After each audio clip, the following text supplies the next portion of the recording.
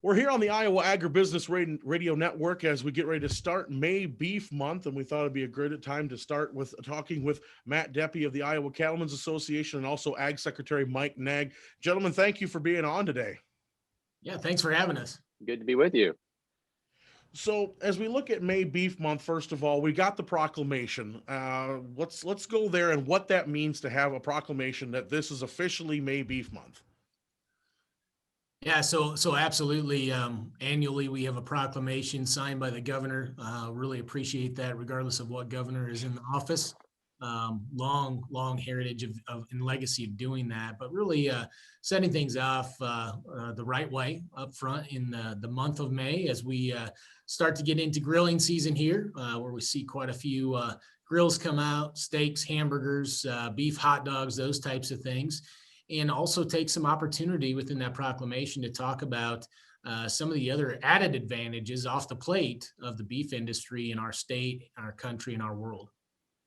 And Secretary Naig, from the state's perspective, I mean, how important is it to make sure we're honoring those hardworking beef producers? That's right, and we are so thankful. Iowa is a leading agriculture state in the nation. We're certainly proud of that, and we have a strong livestock sector in this state. Of course, in cattle, we're number 4 in the country, and but it's not just how much we produce that we're proud of. It's how we produce it, and I'd say I'm very proud of what our cattlemen and women and families do across the state every day to care for animals and provide that consistent quality. And we are known for quality all around the world, but also do it in a right way and be focused on that sustainability piece. And so there's a lot to be proud of with this industry. And hey, again, to Matt's point, it's grilling season. It's time to get out and talk all things beef as we get into May. And of course, the cattle production in the state obviously adds a lot to the state economy, Secretary. I mean, we're looking at a big contribution in a state that, quite frankly, always seems to get recognized for being pigs. Cattle still a big impact here. Absolutely. And again, you look at that livestock sector, you go back to the last census, livestock sales actually exceeded crop sales in terms of value. And so, it's a strong piece of our economy. And we know that agriculture generally is important. 1 in 5 jobs tied to agriculture, a quarter of our state's GDP. When you look at the beef industry, you're talking billions of dollars worth of economic impact. And that's not just for the families who are our beef producers. It's all of the inputs that it takes to raise those cattle, and then on the processing side as well. And that's all tied together in that economic impact. So it's a big deal. And again, we're really proud of that. And we all benefit from that economic activity in our communities all across the state. And Matt, speaking to that economic impact, I mean, I saw the numbers that were released, and it's quite a significant impact indeed. Right, and that research study was commissioned 3 or 4 years ago, so we know that's gone up. So it's around $6 billion plus economic impact. And just like the Secretary said, absolutely, it affects more than just the table, the plate on the table of that beef producer. It affects rural America, rural Iowa. And if we go added step beyond that and what these beef producers in our state do each and every day, these are the folks that are on the local school board, the local church council, those types of things. And we've got information from a survey perspective to really tell that story as well. So very, very important that we have such a great beef industry in our state. It does a lot, not just from an economic impact standpoint, but also other pieces that establish that strong foundation of rural Iowa, rural America. And of course, Matt, the beyond the borders of Iowa and beyond the borders of our country, Iowa's beef is really getting a name for itself as well. Absolutely. The Secretary just a little while ago talked about the quality aspect. So we are known for producing a very high quality, so marbling within those steaks and roasts and other products that go on the plate because we're grain finished. We're the home of the farmer feeder. We are the quintessential home of the farmer feeder. So in other words, for those listening to this, on one side, you've got a feedlot or a pasture, and across the fence or across the bunk, you've got a great crop of corn or, in our case, feedstock that comes back into that to get those cattle finished in that product on the plate that provides not just a great nutritional aspect on the plate, but absolutely a great eating experience as well. and that's part of that whole value thing too. It's finding a use for those Iowa crops, that we raise and raise so well in this state. It is. That's a good point too. I want to jump in there because we've got this commodity basis for our agriculture in the state of Iowa. Number one in corn production, number two in soybean production, but really it's the value added ag that drives economic activity back to our communities. And so whether we feed that into an ethanol plant or a biodiesel plant or into livestock, that is value added agriculture. Livestock is perhaps the ultimate value added agriculture in terms of upcycling that and adding value back to farmers and their communities. And let's take another step forward on that value added piece. So think of a cow calf operation. Those cows and calf pairs are out on a pasture somewhere. That's not necessarily arable land that you can run a planter up and down the hillsides on. And so just from a coolness factor, I would say, this industry optimizes land production into food. The largest inventory of species that are ruminants in our state that can do a better job than me and you of taking that alfalfa plant or that grass plant out there that we could put in a salad, but converting that into a high quality, very tasty protein.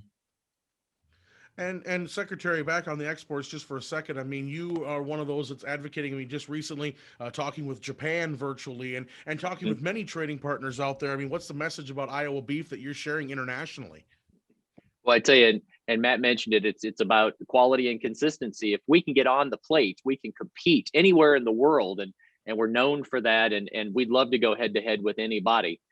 Part of that is getting access to that plate and to those markets. And so again, whether it's that very, very important Japan high quality market that we're looking for, increasingly China, looking at good exports, strong exports there, and of course our neighbors Canada and Mexico continue to be strong markets for us. Taiwan, Hong Kong, others. There's Korea. There's lots of places around the world that love Iowa beef and U.S. beef, and we've got to continue to play offense on trade. Iowa is number 2 in the nation when it comes to the value of the food and agriculture products that we export. So when trade is good and expanding and strong, then we are benefiting from that. When trade is restricted or shrinking, we suffer from that. So we favor a very aggressive trade agenda, and the cattlemen in this state have had a long history of investing in that and showing up, and we're all anxious to get back on the road and be able to go meet with those customers one-on-one. But in the meantime, we are making good use of virtual trade missions, and we'll keep putting our best foot forward when it comes to our ag products. And Matt, one thing I want to talk about, you mentioned how they're taking care of the land, they're taking care of the pasture area. Environment has really become the hot topic that we talk about right now around the tables, and has been the buzzword, for several years. But cattle seem to get caught up sometimes with a negative image posted on it. But there are those who are trying to say, hey, wait a minute, look at what else they're doing and what they're adding, and they're really not an impact in a negative way on the environment. Yeah, whether you're looking at environmental sustainability, greenhouse gases, those types of things, I think it's really important, regardless of what industry you're looking at. You got to look at the longer path, the longer timeline. From a cattle perspective, we've got a life cycle assessment that was done around 10 years ago that goes all the way from the cropping system all the way through when that cut gets in the box and goes out to the consumer. And certainly as we compare that from a baseline of several decades back, there's always continuous improvement. But there's no doubt that our producers and our industry is definitely prioritized in a fashion to move forward with continuous improvement. Again, cattle are upcyclers, so there's trade-offs here. If those acres, whether it's out in the West and we're talking about more timber-like acres, or in our countryside, and acres that can't be used for cropping but need to have some type of income and use to produce food, certainly cattle are optimizers when it comes to that land use from a food production standpoint. So as we move forward in this and we talk about greenhouse gases and those types of things, the other thing I like to say in that U.S. cattle production is much, much larger and better and more efficient than most other countries across the country or across the world. And so as we look at that, we absolutely need to put that in perspective as we consume that great steak and burger here in the U.S. that was grown, raised, and produced here. And they talk about we talk about grazing and stuff, and federal lands, public lands, has been something that's been talked about a lot. The fact that cattle can have a better impact on those lands that need to be managed as well, compared to maybe prescribed burning, where the cattle could come through and manage those species and also bring back something to the grass, if you want to go to that terminology. Yeah, absolutely. And so as we think about those BLM acres that are being utilized outside to the west of Iowa, certainly when we look at different species and natural development of different species, there's benefits there. When we look at it from a wildfire standpoint, I mean, let's realize this: when we let land sit there fallow, and year after year those plants grow and die off, you've got more fuel for fire issues, type of thing. So really a natural management tool, and that's what cattle are. And those producers here in Iowa do a great job of managing those lands to be in a balance with not only Mother Nature, but also to optimize food production moving forward. Now, I know both on the state level, Secretary, and also Matt, on the level with the Iowa Cattlemen's Association, there's a lot of work being done to promote the product. But the thing is, are we starting to see more farmers? I'll start with you, Matt. Really go out and tell their story. Farmers haven't always been the greatest at telling their story and putting their product out there. I mean, what are Iowa cattle producers doing to really help that along?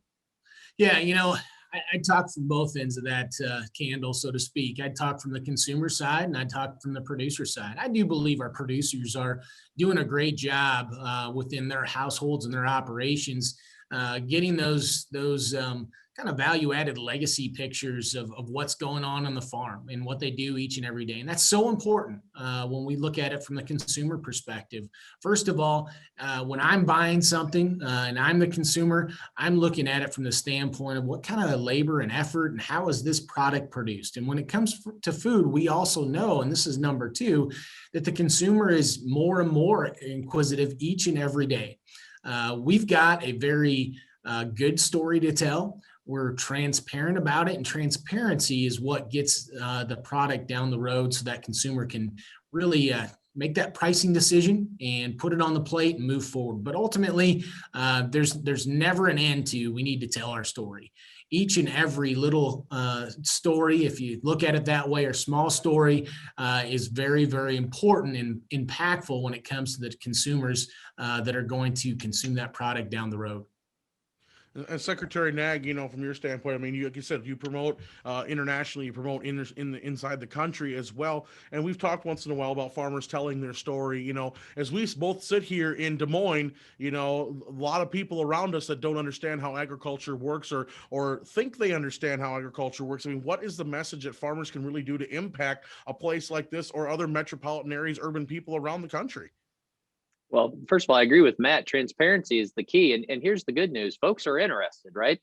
Consumers increasingly want to know. They're curious about where their food comes from. They care about that deeply. And so there's an opportunity that is presenting itself for us to continue to promote and not, just educate, just pull the curtain back and say, hey, this is what happens on our farm on a daily basis, and the care that we put into this, and how it fits into our family's legacy and our family's livelihood, and really talk about, because I know, as I travel the state, and Matt knows this as well, and that that we're moving in the right direction in terms of, it's almost any measure that you can take of sustainability in agriculture. We're always moving, we're always continuously improving, we're always innovating, and it's genetics and managing herds, and it's digital agriculture.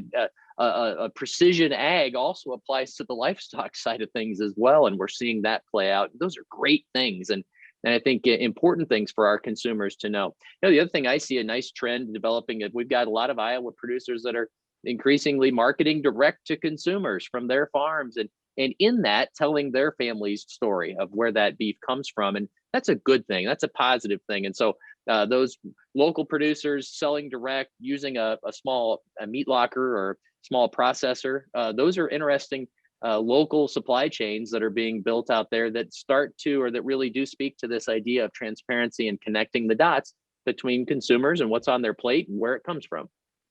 And Secretary, one thing that you and I have talked about several times over the past year is if there's been a silver lining out of the pandemic, it was what happened with the meat lockers, what happened with Yeah. basically getting the attention of the consumers for the first time in a while, where they've come to us and asked for, hey, wait a minute. How, especially when we're looking at, okay, stores are limiting how much meat you could purchase a year ago. Okay, wait a minute. If I need to buy something, I need to get the most for my value. How important all of a sudden are these buzzwords that we hear Right. so much about? We got their attention, and the work you guys did together, both the IDALs and the Iowa Cattlemen's Association, to help people who were food insecure during last year's during the pandemic, has been something to be very proud of on both sides of this.